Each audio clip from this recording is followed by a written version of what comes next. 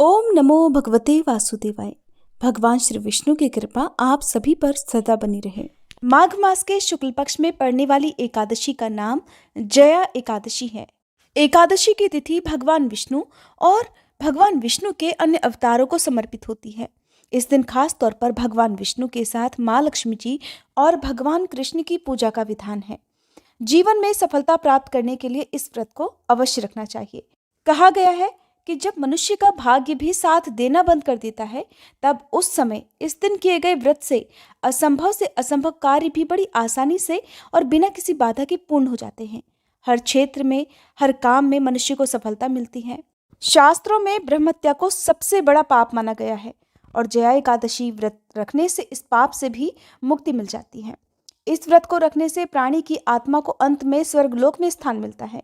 आज के दिन भगवान विष्णु की श्रद्धा और भक्ति पूर्वक पूजा आराधना करने से, उपवास रखने से व्यक्ति को किसी भी जन्म में भूत प्रेत पिशाच की योनि में नहीं जाना पड़ता और इस दिन व्रत रखने से चंद्र दोष से भी मुक्ति मिल जाती है।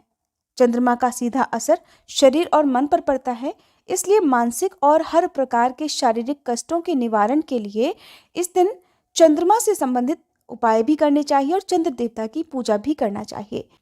किसी भी एकादशी का व्रत दो तरह से रखा जाता है। एक व्रत होता है निर्जला व्रत, जिसमें जल का भी त्याग किया जाता है, और दूसरा होता है फलाहारी, जिसमें दिन के एक समय, खास तौर पर शाम की पूजा करने के बाद भक्तजन फलाहार और जल ग्रहण कर सकते हैं। फलाहारी व्रत रखने वाले भक्तों को दिन भर में भरपूर मात्रा में जल का सेवन करना चाहिए, लेकिन दूध और शहद का इस दिन त्याग करना चाहिए। जो भी भक्तजन किसी कारण से इस एकादशी का उपवास रखने में असमर्थ हो, तो ऐसे में कुछ नियमों का पालन करते हुए आपको तामसिक आहार से और बुरे विचारों से दूरी बनाकर रखनी चाहिए। नहीं तो इस पवित्र दिन पर इस प्रकार के कामों को करने से बड़ा भारी पाप लगता है, जिससे आने वाले जीवन में बहुत सारे कष्टों को भोगना पड़ता है। वर्ष भर में पड़ने वाली सभी एकादशी व्रतों का महात्म्य समय समय पर धर्मराज युधिष्ठिर को भगवान श्री कृष्ण बताते रहते हैं। ऐसे ही एक समय धर्मराज युधिष्ठिर ने हाथ जोड़कर विनीत भाव से भगवान श्री कृष्ण से पूछा, हे मधुसूदन, अब आप कृपा कर मुझे माघ मास के शुक्ल पक्ष की एकादशी के संबंध में भी विस्तार पूर्वक बताइए। शुक्ल पक्ष की एकादशी में किस देवता का पूजन करना चाहिए और इस एकादशी व्रत की कथा क्या है, उसके करने से किस फल की प्राप्ति होती है। तब भगवान श्री कृष्ण इस प्रकार कहने लगे, हे धर्मराज, माघ मास के शुक्ल पक्ष की एकादशी को जया एकादशी कहते हैं। इस एकादशी के उपवास से मनुष्य भूत प्रेत पिशाच आदि की योनि से मुक्त हो जाता है। अतः इस एकादशी के उपवास को विधि अनुसार करना चाहिए। अब मैं तुमसे जया एकादशी के व्रत की कथा कहता हूँ, ध्यान पूर्वक श्रवण करो। एक बार देवताओं के राजा देवराज इंद्र नंदन वन में भ्रमण कर रहे थे। चारों तरफ किसी उत्सव का सा माहौल था। गंधर्व गीत गा रहे थे और गंधर्व कन्याएं नृत्य कर रही थी। वहीं पुष्पवती नामक गंधर्व कन्या ने माल्यवान नामक गंधर्व को देखा और उस पर आसक्त होकर अपने हाव भाव से उसे रिझाने का प्रयास करने लगी। माल्यवान भी उस गंधर्व कन्या पर आसक्त होकर अपने गायन का सुरताल भूल गया, जिससे संगीत की लय टूट गई और संगीत का सारा आनंद बिगड़ गया। सभा में उपस्थित देवगणों को ये बहुत बुरा लगा। ये देखकर देवेंद्र भी रुष्ट हो गए। संगीत एक पवित्र साधना है और इस साधना को भ्रष्ट करना बड़ा भारी पाप है।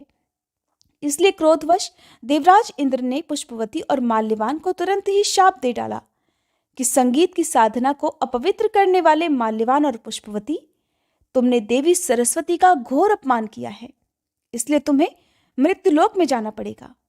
गुरुजनों की सभा में असंयम और लज्जाजनक प्रदर्शन करके तुमने गुरुजनों का भी अपमान किया है, इसलिए इंद्रलोक में अब तुम्हारा रहना वर्जित है।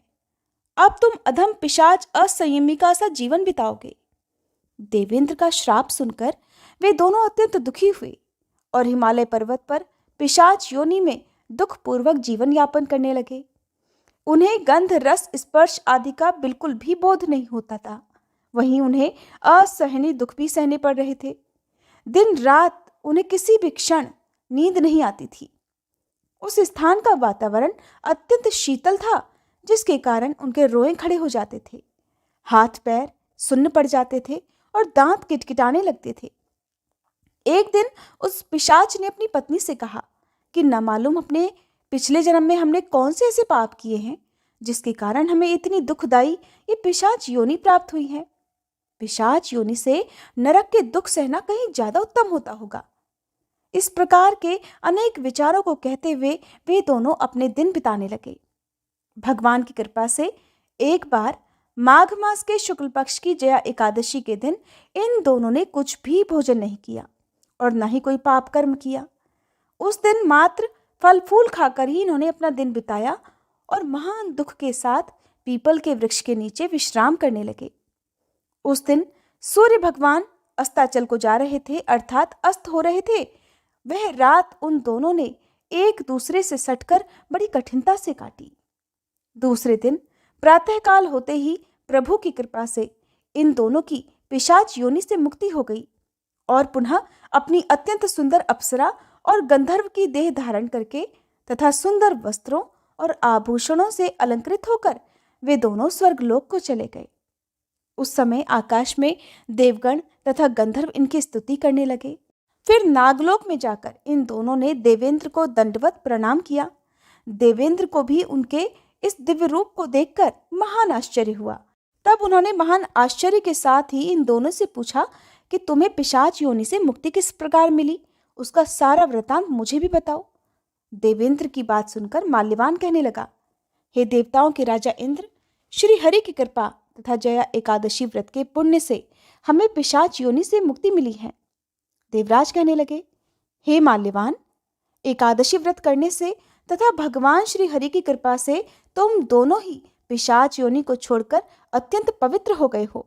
इसलिए हम लोगों के लिए भी वंदनीय हो गए हो, क्योंकि शिव और विष्णु भक्त हम देवताओं की वंदना करने योग्य हैं। अतः आप दोनों धन्य हैं। अब आप प्रसन्नता पूर्वक देवलोक में निवास कर सकते हैं। इस कथा को सुनाकर भगवान श्री कृष्ण धर्मराज से कहने लगे, हे धर्मराज युधिष्ठिर, इस जया एकादशी के उपवास से कुयोनि से सहज ही मुक्ति मिल जाती है। जो मनुष्य अपने जीवन में इस एकादशी का व्रत कर लेता है, उसने मानो सभी तप यज्ञ दान आदि कर लिए हों। जो मनुष्य श्रद्धा पूर्वक जया एकादशी का व्रत रखते हैं, वे अवश्य ही सहस्त्र वर्ष तक स्वर्ग में वास करते हैं। ऐसा कहकर भगवान श्री कृष्ण मौन हो गए। इस प्रकार इस कथा का सार ये है कि संगीत देवी सरस्वती का एक अलौकिक वरदान है। ये एक साधना है, एक विद्या है। इसमें पवित्रता अत्यंत आवश्यक है। फिर जिस सभा में अपने से बड़े गुरुजन आदि उपस्थित हो, वहाँ प्राणी को संयम और मर्यादा को बनाए रखना चाहिए, ताकि गुरुजनों का अपमान न हो सके, उनका सम्मान बना रहे। गुरुजनों का अपमान करने वाला मनुष्य घोर नरक का भागी होता है। ये थी जया एकादशी की कथा। अब सुनिए 12मासी एकादशी की कहानी। और हर एकादशी व्रत में यह कहानी आपको अवश्य ही सुननी चाहिए। प्रेम से बोलिए, एकादशी माता की जय। एक बार एक राज्य में एक राजा रहता था। राजा बहुत ही बुद्धिमान और बलशाली था। राजा सदा अपनी प्रजा का अपने पुत्र की तरह से बहुत अच्छे से ध्यान रखता था और प्रजा भी अपने राजा को बहुत प्यार करती थी। उस राजा की 2 बेटियां थीं। राजा अपनी दोनों बेटियों से बहुत ही प्रेम करता था। राजा की छोटी बेटी देखने में बहुत ही सुंदर और आकर्षक थी। राजा की बड़ी बेटी छोटी बेटी की अपेक्षा थोड़ी कम सुंदर थी।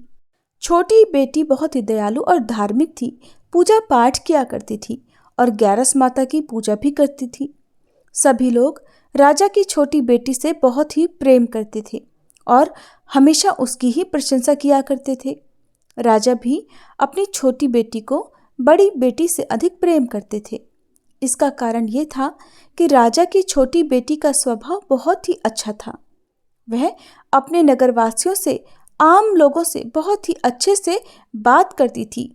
उसका व्यवहार एकदम सरल था, इसलिए सभी लोग उसे बहुत प्रेम करते थे। ये देखकर राजा की बड़ी बेटी को बहुत ही जलन होती थी। वह अपनी छोटी बहन से ईर्ष्या करने लगी। ऐसा करते करते समय बीतता गया। राजा की दोनों बेटियां बड़ी हो गईं, विवाह के लायक हो गईं। तब एक पड़ोसी राज्य में रहने वाला राजकुमार राजा की बड़ी बेटी के लिए रिश्ता लेकर आया। लेकिन जैसे ही उस राजकुमार की नज़र छोटी बेटी पर पड़ी तो वह उस छोटी बेटी पर ही आकर्षित हो गया और उसने राजा को उनकी बड़ी बेटी से विवाह करने के लिए इनकार कर दिया। तब राजा ने उस राजकुमार से पूछा कि ऐसी क्या बात है, तुमने मेरी बड़ी बेटी से विवाह करने के लिए मना क्यों कर दिया? तब राजकुमार हाथ जोड़कर कहने लगा कि महाराज, मैं तो आपकी छोटी बेटी से ही विवाह करना चाहता हूँ। तब राजा बोले कि ठीक है, कोई बात नहीं, अगर तुम मेरी छोटी बेटी से विवाह करना ही चाहते हो तो मैं छोटी बेटी के साथ ही विवाह कर दूंगा। लेकिन ये बात जब राजा की बड़ी बेटी को पता चली तो उसे अपनी छोटी बहन पर बहुत ही गुस्सा आया और वह अपनी छोटी बहन को अपनी दुश्मन मान बैठी और उससे बदला लेने की सोचने लगी कि इसी के कारण मेरी शादी टूट गई, मेरा रिश्ता टूट गया। और मन ही मन राजा की बड़ी बेटी अपनी ही छोटी बहन को जान से मारने के उपाय ढूंढने लगी। एक दिन उसने अपनी छोटी बहन को मारने के लिए लड्डू में जहर मिला दिया और फिर अपनी छोटी बहन को खाने के लिए दिया। राजा की छोटी बेटी ने उस लड्डू को खा लिया, लेकिन फिर भी उसे कुछ नहीं हुआ क्योंकि वह 12 मासी एकादशी के व्रत और पूजा पाठ किया करती थी। ये सब उसकी बड़ी बहन ने देखा कि जहर का लड्डू खाने के बाद भी उसे कुछ नहीं हुआ, तो वह बहुत हैरान हो गई। लेकिन उसने हार नहीं मानी और फिर उसने एक दिन अपनी छोटी बहन को, जबकि वह कमरे में सो रही थी, एक मटके में सांप रखकर उसके कमरे में छोड़ दिया। वह विषैला सांप भी उसकी छोटी बहन का कुछ बिगाड़ नहीं पाया। ये देखकर अब तो राजा की बड़ी बेटी हैरान होने लगी कि इसे कुछ होता ही क्यों नहीं। मैंने इतनी बार इसे मारने के प्रयास किए, लेकिन मेरा हर प्रयास विफल हो जाता है। फिर एक दिन वह अपनी छोटी बहन से बोली कि चलो बहन, हम कुएं से पानी भर कर लाते हैं। आज हमारी इच्छा है कि हम पानी लेकर आएं। तो वह अपनी छोटी बहन को साथ लेकर पानी भरने के बहाने कुएं पर गई। जैसे ही छोटी बहन कुएं के पास गई तो बड़ी बहन ने अपनी छोटी बहन को कुएं में धक्का दे डाला, लेकिन छोटी बहन को तो कुछ भी नहीं हुआ क्योंकि हर बार ग्यारस माता उसकी रक्षा कर लेती थी। और उधर बड़ी बहन अपने सारे प्रयास असफल होते देखकर बहुत क्रोधित हो रही थी। फिर उसने अपनी छोटी बहन के पास जाकर खुद ही उससे पूछा कि बहन, तुम्हें पता है कि भगवान ने सबकी मृत्यु का एक समय निश्चित किया हुआ है, लेकिन तुम्हारी मृत्यु कैसे होगी इस बात का तो तुम्हें भी नहीं पता होगा। तब छोटी बहन कहने लगी कि बहन, मैं तो जानती हूँ कि मेरी मृत्यु कैसे होगी। छोटी बहन के मुंह से ये बात सुनकर बड़ी बहन बहुत ही प्रसन्न हो गई। उसने अपनी छोटी बहन से कहा, तो बताओ मुझे तुम्हारी मृत्यु का रहस्य क्या है, तभी मैं मानूंगी, नहीं तो क्या पता तुम झूठ बोल रही हो। ये सुनकर सीधी सादी छोटी बहन ने कहा, बहन, मेरी मृत्यु का रहस्य एक तोते के गले में पड़ा हुआ हार है। जब भी कोई व्यक्ति उस तोते को मारकर वह हार अपने गले में पहन लेगा तो मैं मूर्छित हो जाऊंगी, और जैसे ही वह उस हार को अपने गले से उतारेगा तो मैं वापस जीवित हो जाऊंगी। छोटी बहन की मृत्यु का यह रहस्य जानकर बड़ी बहन मन ही मन बहुत प्रसन्न हुई और उसने अपनी छोटी बहन को मारने के लिए पालतू तोते को ढूंढना शुरू कर दिया। छोटी बहन को भी आभास हो गया था कि उसकी सगी बहन ही उसकी जान की दुश्मन बनी हुई है, उसकी जान लेना चाहती है। तो वह अपने पिताजी के पास गई और पिताजी से बोली कि पिताजी, मेरी मृत्यु के बाद आप मुझे जलाइएगा मत, बल्कि मुझे पुरानी हवेली में एक पलंग पर लिटाकर छोड़ देना। राजा ने जब अपनी छोटी बेटी के मुंह से इस तरह की बातें सुनी तो वह बहुत हैरान हुए। अपनी बेटी से बोले कि बेटा, तुम इस तरह की बातें क्यों कर रही हो? मैं तो तुम्हारा विवाह करना चाहता हूँ और तुम मरने मारने की बातें कर रही हो। तुम्हें पता है ना कि तुम्हारे इस तरह बात करने से मुझे कितना दुख होता है। तो राजा की छोटी बेटी बोली कि नहीं पिताजी, समय का कोई भरोसा नहीं है। समय कभी भी किसी के लिए नहीं रुकता। पता नहीं कब क्या हो जाए, क्या पता कब मेरी मृत्यु हो जाए, लेकिन आप मुझे वचन दीजिए कि मुझे मरने के बाद आप जलाएंगे नहीं, बल्कि वैसा ही करेंगे जैसा मैंने कहा है। तब राजा ने कहा कि ठीक है, लेकिन अब तुम भूले से भी ऐसी बातें मत करना, और वैसे भी तुम्हारा तो बस 2 ही 3 दिन में विवाह भी होने वाला है। लेकिन छोटी बेटी ने तो अपने पिताजी को ऐसा करने पर मजबूर कर दिया और उनसे वचन भी ले लिया। 2 दिन बीते और तीसरा दिन भी आ गया जब राजा की छोटी बेटी का विवाह होना था। नियत समय पर राजकुमार बारात लेकर राजा के द्वार पर पहुंचा और राजकुमार तथा राजा की छोटी बेटी का विवाह होना शुरू हो गया। जैसे ही राजा की छोटी बेटी राजकुमार के साथ फेरे लेना शुरू करती है तो उसी समय उसकी बड़ी बहन ने अपनी छोटी बहन के कमरे में जाकर उसके तोते को पकड़ लिया और उसे जान से मार दिया। उसके गले में जो हार था उसने अपने गले में पहन लिया। जैसे ही राजा की बड़ी बेटी ने उस हार को अपने गले में पहना तो इधर विवाह के मंडप में राजा की छोटी बेटी 3.5 फेरे लेते ही बेहोश होकर जमीन पर गिर पड़ी। ये देखकर सभी हैरान परेशान हो गए और राजा को बड़ा धक्का पहुंचा। राजा ने अपनी बेटी के इलाज करने के लिए बड़े से बड़े वैद्य और हकीमों को बुलवाया। बहुत ही जाने माने वैद्य हकीम आए और उन्होंने राजा की छोटी बेटी की नब्ज छूकर देखा तो राजा से कहा कि महाराज, आपकी ये बेटी ना तो जिंदा में है और ना ही मुर्दे में। राजन, ऐसी दशा तो मैं पहली बार देख रहा हूँ। राजा ने वैद्य से ये बात किसी और को बताने से मना कर दिया और कहा कि अगर तुमने ये बात किसी और को बताई तो हम तुम्हें फांसी पर लटकवा देंगे। ऐसा कहकर वैद्य को वहां से जाने के लिए कह दिया और फिर राजा ने अपनी छोटी बेटी को पुराने महल में ले जाकर एक पलंग पर लिटा दिया और उसकी रक्षा के लिए वहां पर कुछ सैनिक भी तैनात कर दिए और वापस अपने महल में आ गए। राजा सोचने लगे कि राजकुमार को अब मैं क्या जवाब दूंगा। इतने में ही राजा की बड़ी बेटी अपने पिताजी के पास आई और कहने लगी कि पिताजी, अगर ये शादी संपन्न नहीं हुई तो बताइए आपकी इज्जत का क्या होगा? लोग क्या कहेंगे? अगर आपको ठीक लगे तो मैं आपकी इज्जत बचाने के लिए राजकुमार से विवाह करने के लिए तैयार हूँ। राजा को उस समय अपनी बड़ी बेटी की बात सही लगी और उन्होंने अपनी बड़ी बेटी की बात मानने का फैसला कर लिया और फिर बड़ी बेटी को छोटी बेटी के कपड़े पहनाकर मंडप पर भेज दिया। लेकिन राजकुमार को इस बात का पता चल गया था कि ये राजा की छोटी बेटी नहीं बल्कि बड़ी बेटी है। अब राजकुमार सोचने लगा कि अगर उसने शादी के लिए मना कर दिया तो सारे लोगों में बहुत बदनामी होगी। ये सोचकर राजकुमार ने राजा की बड़ी बेटी से बचे हुए 3.5 फेरे लेकर विवाह तो संपन्न करवा लिया और फिर बड़े ही दुखी मन से राजकुमार राजा की बड़ी बेटी को अपने राजमहल में ले गया। अब राजकुमार बड़ा उदास रहा करता। वो ना तो बड़ी बेटी से बात करता और ना ही उसे पसंद करता था। मन ही मन सोचता रहता कि न जाने ऐसी क्या बात हो गई जो राजा ने अपनी छोटी बेटी को कहीं पर छुपा दिया और बड़ी बेटी से मेरा विवाह करवा दिया। अब तो राजकुमार ने सच्चाई जानने का फैसला कर लिया कि जब तक मैं राजा की छोटी बेटी को नहीं ढूंढ लूंगा, मैं नहीं जान लूंगा कि क्या बात हुई, तब तक मैं चैन से नहीं बैठूंगा। इस तरह सोचते सोचते एक दिन वह राजकुमार अपने घोड़े पर सवार होकर राजा के पुराने महल के पास ही पहुंच गया। वहां पर उसने कुछ सैनिकों को देखा तो महल के पास पहुंचकर राजकुमार ने जब महल को ध्यान से देखा तो वह समझ गया कि ये तो हमारे ससुर जी का महल है। और राजा के सैनिकों के पास जाकर राजकुमार ने पूछा, बताओ आप सब लोग यहाँ पर क्या कर रहे हो और इस पुराने महल के अंदर उस पलंग पर सामने कौन लेटा है? ये सुनकर सैनिकों ने बताया कि यहाँ पर तो राजा की छोटी बेटी लेटी हुई है। ये सुनकर राजकुमार बहुत ही खुश हुआ और तुरंत राजा की छोटी बेटी के पास पहुंच गया। लेकिन वहां पर जाकर उसने देखा कि उसे तो कोई होश ही नहीं था और वह बिल्कुल शांत चित्त लेटी हुई थी।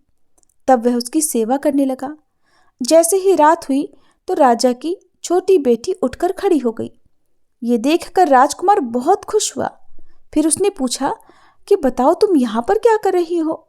विवाह में मेरे साथ 3.5 फेरे लेने के बाद तुम अचानक कहाँ चली गई थी? तुम मेरे साथ चलो, मैं तुमसे विवाह करूंगा। तुमने मेरे साथ ऐसा क्यों किया? राजा की छोटी बेटी ने राजकुमार को सारी बात बता दी कि किस तरह मेरी जान एक तोते में बसी थी और ये बात मैंने सिर्फ अपनी बड़ी बहन को बताई थी। मुझे पता था कि उसी ने मुझे मारने का प्रयास किया है। अब उसके पास एक हार है जिसको वह सुबह पहन लेती है और रात को उतार देती है। जब वह सुबह पहनती है तो मैं मूर्छित हो जाती हूँ, और रात को जब वह हार उतार देती है तो मैं फिर से जीवित हो जाती हूँ। जब तक वह हार मेरी बड़ी बहन के पास रहेगा तब तक मैं इसी प्रकार जीवित और मूर्छित होती रहूंगी। अगर मेरी बड़ी बहन के पास जो हार है वो मेरे हाथ में आ जाए तो मैं हमेशा हमेशा के लिए जीवित हो जाऊंगी। राजकुमार ने ये सारी बातें बहुत ध्यान से सुनी और फिर राजा की छोटी बेटी के पास ही रहने का निर्णय ले लिया। उसने अपने बचे हुए 3.5 फेरे भी उसके साथ पूरे कर लिए और फिर वे दोनों वहीं पर रहने लगे। इस तरह कुछ समय बीत गया। राजा की छोटी बेटी गर्भवती हो गई। एक दिन राजकुमार को किसी काम से बाहर जाना पड़ा तो उसी दिन छोटी राजकुमारी के पेट में दर्द होने लगा। उस दिन उसने ग्यारस माता को सच्चे मन से याद किया। उसके याद करते ही ग्यारस माता वहां पर प्रकट हो गई और अपने प्रिय भक्त के पेट के दर्द को दूर किया और उसे पुत्र की प्राप्ति करवाई। तभी वहां पर अचानक वह राजकुमार भी आ गया। राजकुमार ने ग्यारस माता को देखा तो हैरान रह गया। उसने तुरंत माता को प्रणाम किया और ग्यारस माता ने राजकुमार से कहा कि जब तुम्हारा ये पुत्र 5 वर्ष का हो जाए तो तुम अपनी पत्नी का हार लाकर इसके गले में डाल देना। ऐसा करने से तुम्हारी छोटी रानी हमेशा हमेशा के लिए जीवित हो जाएगी। ये सुनकर राजकुमार बहुत ही खुश हुआ। समय बीतता गया। देखते ही देखते राजकुमार और राजा की छोटी बेटी का वह पुत्र 5 वर्ष का हो गया। इधर राजा की बड़ी बेटी को हमेशा ये संदेह लगा रहता कि राजकुमार न जाने रात को कहाँ चला जाता है। तो वह इस बात का पता लगा रही थी कि एक दिन राजकुमार को कोई काम याद आता है। तो वह अपने बेटे से कहने लगा कि बेटा, मैं किसी काम से बाहर जा रहा हूँ, तुम अपनी माँ का ध्यान रखना। राजकुमार के उस महल से बाहर निकलने पर बड़ी बहन के सैनिकों ने उसे देख लिया और जाकर रानी को बता दिया। अब रानी यानी राजा की बड़ी बेटी ने अपनी छोटी बहन के पुत्र को वहां से उठवा लिया और उसके 2 टुकड़े करके उसे मरवा दिया। एक टुकड़ा चक्की के पास छुपा दिया और दूसरा टुकड़ा अपने पलंग के नीचे रख लिया। ग्यारस माता को इस बारे में जब पता चला तो वह एक भिखारिन के रूप में राजा की बड़ी बेटी के पास भिक्षा मांगने के लिए गई। राजा की बड़ी बेटी अपने नौकरों से कहती है कि जाकर भिक्षा दे दो, लेकिन जैसे ही नौकर ग्यारस माता को भिक्षा देने के लिए आते हैं तो माता कहने लगी कि मैं तुमसे भिक्षा नहीं लूंगी, मैं तो तुम्हारी महारानी से ही भिक्षा लूंगी। यह सुनकर राजा की बड़ी बेटी खुद ही भिक्षा देने के लिए ग्यारस माता के पास आई। तब माता एक बिल्ली का रूप धारण करके उसके कमरे में चली गई और वहां पर जाकर उन्होंने छोटी बेटी के पुत्र के जो टुकड़े थे उन्हें आपस में जोड़कर जीवित कर दिया और वहां से ले आई और ले जाकर उन्होंने राजकुमार को सौंप दिया और सारी बातें राजकुमार को सच सच बता दी। राजकुमार ग्यारस माता का धन्यवाद करते हुए अपने बेटे को लेकर राजा की बड़ी बेटी के पास गया और कहने लगा कि तुम इसका अच्छे से ध्यान रखना। अगर तुम इस बच्चे का ध्यान रखोगी तो ही मैं तुमसे बात करूंगा। राजा की बड़ी बेटी ये बात सुनकर खुश हो गई और उसने उस नन्हे राजकुमार का ध्यान रखना शुरू कर दिया। एक दिन राजकुमार ने अपने बेटे से कहा कि बेटा, तुम जाओ और अपनी बड़ी माँ के गले में जो हार पड़ा हुआ है उसे मांग कर ले आओ। तो वह लड़का अपने पिता की बात सुनकर अपनी बड़ी माँ के पास जाकर कहने लगा कि माँ, तुम्हारे गले में जो ये हार पड़ा हुआ है ये मुझे चाहिए। ये सुनकर उसकी बड़ी माँ पहले तो बहुत ही क्रोधित हुई, पर उसको याद आया कि राजकुमार ने कहा था कि मैं इस बच्चे का अगर अच्छे से ध्यान रखूंगी तो ही वह मुझसे बात करेगा। ये सोचकर उसने अपने गले से हार निकालकर उस बच्चे को दे दिया और उस बालक ने भी वह हार ले जाकर तुरंत ही अपने पिता को दे दिया। ये देखकर राजकुमार बहुत ही खुश हुआ और वह अपने बच्चे को लेकर वहां से जाने लगा। जाने से पहले उसने अपनी पत्नी से कहा कि मैं किसी काम से बाहर जा रहा हूँ, शाम तक तुम मेरे लिए खाना बना कर रखना। आज शाम को मैं तुम्हारे साथ ही खाना खाऊंगा। ऐसा कहकर वह राजकुमार अपने बेटे को लेकर वहां से चला गया और वह सीधा राजा के महल में पहुंचा और उनकी बड़ी बेटी की सारी करतूत राजा को बता दी। राजा ने जब ये बात सुनी तो वह बहुत क्रोधित हुए और अपनी ही परवरिश को दोष देने लगे। राजा की समझ में भी ये बात आ गई कि क्यों उनकी छोटी बेटी ने कहा था कि पिताजी, अगर मेरी मृत्यु हो जाए तो मुझे जलाना मत, क्योंकि उनकी बेटी को पहले से ही पता था कि उसकी बहन उसे मारना चाहती है। तो राजा ने तुरंत राजकुमार को अपनी छोटी बेटी के साथ रहने का आदेश दिया और अपनी बड़ी बेटी को देश निकाला दे दिया। तो इस तरह राजा की छोटी बेटी को ग्यारस माता के व्रत और पूजा पाठ से अपना खोया हुआ मान सम्मान और अपना जीवन पुनः प्राप्त हुआ। हे ग्यारस माता, जैसे आपने राजा की छोटी बेटी की रक्षा की, उसी तरह सबकी रक्षा करना। प्रेम से बोलिए, श्री लक्ष्मी नारायण की जय। ग्यारस माता की जय।